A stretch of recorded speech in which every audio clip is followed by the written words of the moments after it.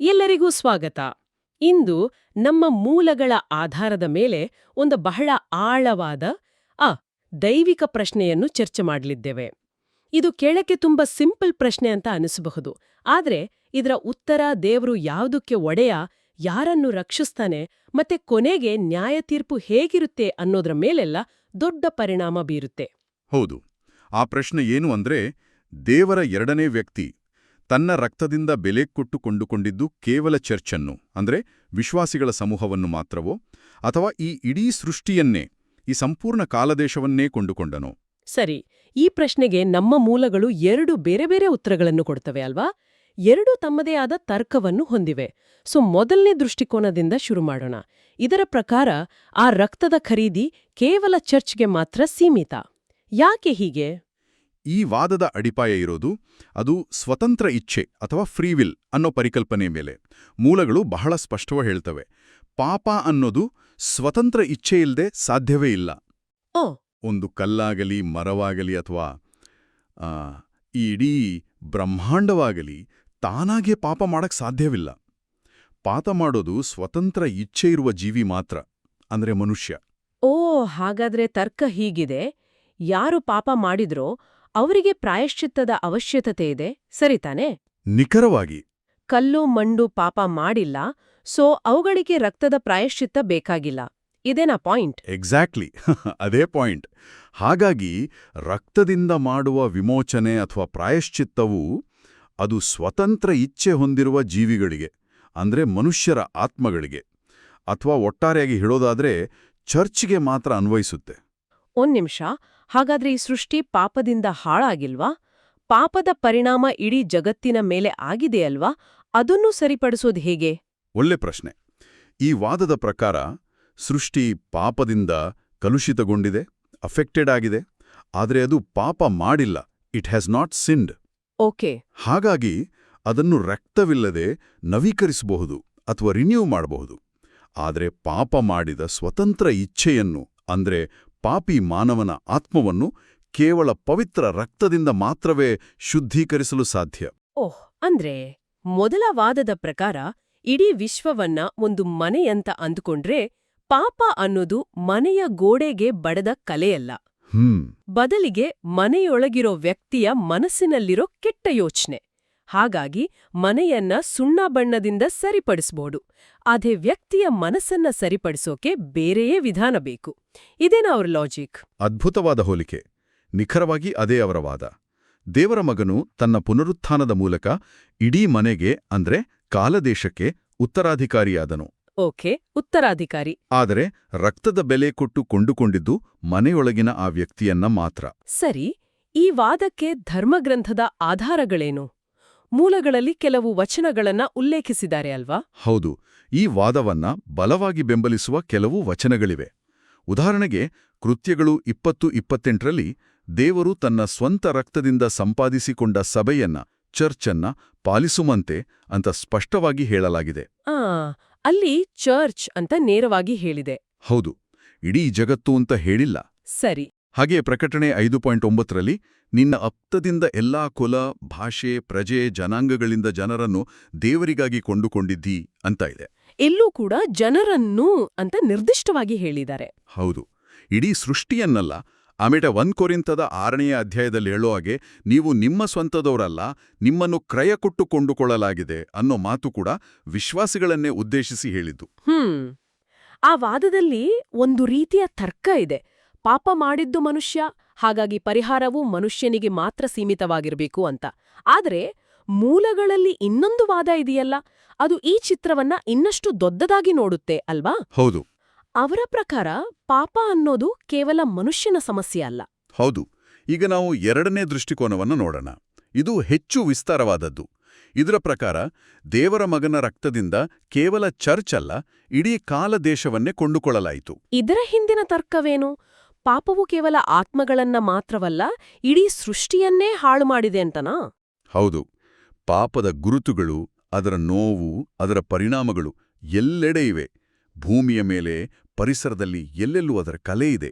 ಹಾಗಾಗಿ ಶುದ್ಧೀಕರಣವು ಕೇವಲ ಆತ್ಮಗಳಿಗೆ ಸೀಮಿತವಾಗಬಾರ್ದು, ಇಡೀ ಸೃಷ್ಟಿಗೆ ಆಗ್ಲೇಬೇಕು. ಎಲ್ಲವೂ ಶುದ್ಧಿಯಾಗಬೇಕು. ಇದಕ್ಕೆ ಧರ್ಮಗ್ರಂಥದಲ್ಲಿ ಏನಾದ್ರೂ ಆಧಾರ ಇದೆಯಾ?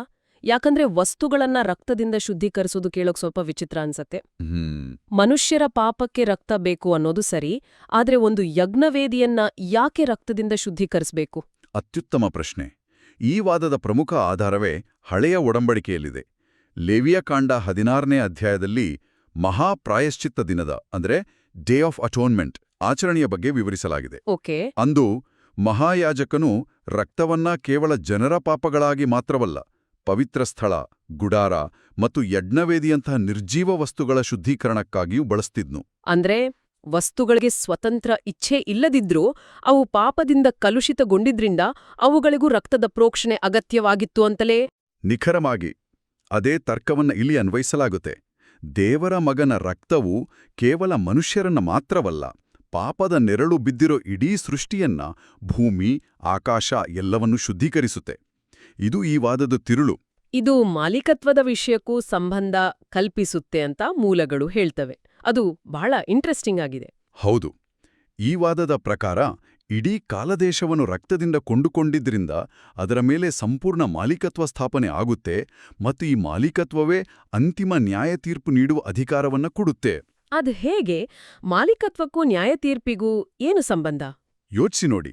ಒಬ್ಬ ವ್ಯಕ್ತಿ ತನಗೆ ಸೇರಿದ ವಸ್ತುವನ್ನ ಮಾತ್ರ ತನ್ನ ಇಚ್ಛೆಯಂತೆ ವಿಲೇವಾರಿ ಮಾಡಬಲ್ಲ, ಅಲ್ವಾ? ಹೌದು, ಸರಿ. ಮೂಲಗಳ ಪ್ರಕಾರ ದೇವರು ಪಾಪಿಗಳನ್ನ ಅಗ್ನಿಕುಂಡಕ್ಕೆ ತಳ್ಳುವ ಅಧಿಕಾರವನ್ನು ಹೊಂದಿರಬೇಕಾದ್ರೆ ಆ ಪಾಪಿಗಳು ಸೇರಿದಂತೆ ಇಡೀ ಸೃಷ್ಟಿ ಆತನ ಮಾಲೀಕತ್ವದಲ್ಲಿರಬೇಕು. ಆ ಮಾಲೀಕತ್ವ ಬಂದಿದ್ದೇ ರಕ್ತದ ಮೂಲಕ ಇಡೀ ಸೃಷ್ಟಿಯನ್ನ ಕೊಂಡುಕೊಂಡಿದ್ರಿಂದ. ನಿಮಿಷ. ಎಲ್ಲವನ್ನೂ ಕೊಂಡುಕೊಂಡ್ರು ಅನ್ನೋದು ಸರಿ, ಆದರೆ ಮೊದಲ ವಾದದಲ್ಲಿ ಹೇಳಿದ ವಚನಗಳು ಅವು ಬಹಳ ನಿರ್ದಿಷ್ಟವಾಗಿ ಜನರನ್ನು ಮತ್ತು ಚರ್ಚನ್ನು ಕೊಂಡುಕೊಳ್ಳಲಾಯಿತು ಅಂತ ಹೇಳುತ್ತವಲ್ಲ. ಎರಡನೇ ವಾದವು ಈ ಸ್ಪಷ್ಟವಾದ ಮಾತುಗಳನ್ನ ಕಡೆಗಣಿಸ್ತಿರುವ ಹಾಗೆ ಕಾಣಿಸ್ತಿಲ್ವಾ? ಇಲ್ಲ, ಅದು ಕಡೆಗಣಿಸುವುದಿಲ್ಲ. ಬದಲಿಗೆ ಅದಕ್ಕೆ ಒಂದು ವಿಸ್ತಾರವಾದ ಅರ್ಥವನ್ನ ಕೊಡುತ್ತೆ. ಅವರ ಪ್ರಕಾರ ರಕ್ತದಿಂದ ಕೊಂಡುಕೊಳ್ಳಲಾದ ಇಡೀ ಕಾಲ ದೇಶದೊಳಗೆ ಚರ್ಚ್ ಕೂಡ ಇದೆ. ಹೋ, ಒಂದು ದೊಡ್ಡ ವೃತ್ತದೊಳಗೆ ಒಂದು ಚಿಕ್ಕ ವೃತ್ತ ಇದ್ದ ಹಾಗೆ. ಹೌದು, ಪರ್ಫೆಕ್ಟ್. ಚರ್ಚನ್ನು ಕೊಂಡುಕೊಂಡಿದ್ದು ಸತ್ಯ, ಆದ್ರೆ ಅದು ಒಂದು ದೊಡ್ಡ ಖರೀದಿಯ ಒಂದು ಭಾಗ ಮಾತ್ರ. ಈ ದೊಡ್ಡ ವಿಸ್ತಾರವಾದ ವಾದಕ್ಕೆ ಬಲವಾದ ಧರ್ಮಗ್ರಂಥದ ಆಧಾರ ಇದೆಯಾ? ಖಂಡಿತ ಇದೆ. ಕೊಲಸೆ 1:20 ಈ ವಾದದ ಮುಖ್ಯ ಆಧಾರ. ಆ ವಚನ ಹೀಗಿದೆ: ಆತನ ಶಿಲುಬೆಯ ರಕ್ತದ ಮೂಲಕ ಸಮಾಧಾನವನ್ನುಂಟುಮಾಡಿ ಭೂಲೋಕದಲ್ಲಿರುವವುಗಳನ್ನಾಗಲಿ ಪರಲೋಕದಲ್ಲಿರುವವುಗಳನ್ನಾಗಲಿ ಎಲ್ಲವನ್ನೂ ಆತನ ಮೂಲಕ ತಮಗೆ ಸಮಾಧಾನಪಡಿಸಿಕೊಳ್ಳಬೇಕೆಂದು. ಎಲ್ಲವನ್ನೂ, ಆಲ್ ಥಿಂಗ್ಸ್. ಹೌದು, ಇಲ್ಲಿ ಎಲ್ಲವನ್ನೂ ಅನ್ನೋ ಪದ ಬಳಕೆಯಾಗಿರೋದು ಬಹಳ ಮುಖ್ಯ. ಇದು ಕೇವಲ ಮನುಷ್ಯರನ್ನ ಮಾತ್ರವಲ್ಲ, ಇಡೀ ಸೃಷ್ಟಿಯನ್ನು ಸೂಚಿಸುತ್ತೆ. ಸರಿ, ಈಗ ನಮ್ಮ ಮುಂದೆ ಎರಡು ಬಲವಾದ ಆದ್ರೆ ಒಂದಕ್ಕೊಂದು ವಿರುದ್ಧವಾಗಿ ಕಾಣೋ ವಾದಗಳಿವೆ. ಒಂದು ಹೇಳುತ್ತೆ ಖರೀದಿ ಕೇವಲ ಚರ್ಚ್ಗೆ, ಇನ್ನೊಂದು ಹೇಳುತ್ತೆ ಇಡೀ ಜಗತ್ತಿಗೆ ಅಂತ. ಮೂಲಗಳು ಇದಕ್ಕೇನಾದ್ರೂ ಪರಿಹಾರ ಕೊಡುತ್ವಾ? ಬಹುಶಃ ನಾವು ಬಳಸ್ತಿರೋ ಪದಗಳಲ್ಲೇನಾದ್ರೂ ಸಮಸ್ಯೆ ಇದೆಯಾ? ನಿಖರವಾಗಿ ಇಲ್ಲಿಯೇ ಚರ್ಚೆಯು ಇನ್ನಷ್ಟು ಆಳಕ್ಕೆ ಇಳಿದು ಒಂದು ಅದ್ಭುತವಾದ ಪರಿಹಾರವನ್ನ ಮೂಲಗಳು ಮುಂದಿಡ್ತವೆ. ಅವರು ಎರಡು ಬೇರೆ ಬೇರೆ ಕೊರಿಯನ್ ಪದಗಳನ್ನು ಬಳಸ್ತಾರೆ: ಸೊಕ್ಜೆ ಮತ್ತು ದೇಸೊಕ್. ಮೇಲ್ನೋಟಕ್ಕೆ ಎರಡೂ ಶುದ್ಧೀಕರಣ ಅಥವಾ ಪ್ರಾಯಶ್ಚಿತ್ತದಂತೆ ಕಂಡ್ರೂ ಅವುಗಳ ಅರ್ಥ ಆಳವಾಗಿ ಬೇರೆಯಾಗಿದೆ. ಇದನ್ನ ಅರ್ಥ ಮಾಡ್ಕೊಂಡ್ರೆ ಎರಡೂ ವಾದಗಳು ಹೇಗೆ ಸರಿ ಇರ್ಬೋದು ಅಂತ ತಿಳಿಯುತ್ತೆ. ಓಕೆ, ಹಾಗಾದ್ರೆ ಸೊಕ್ಜೆ ಮತ್ತು ದೇಸೋಕ್ ನಡುವಿನ ವ್ಯತ್ಯಾಸವೇನು?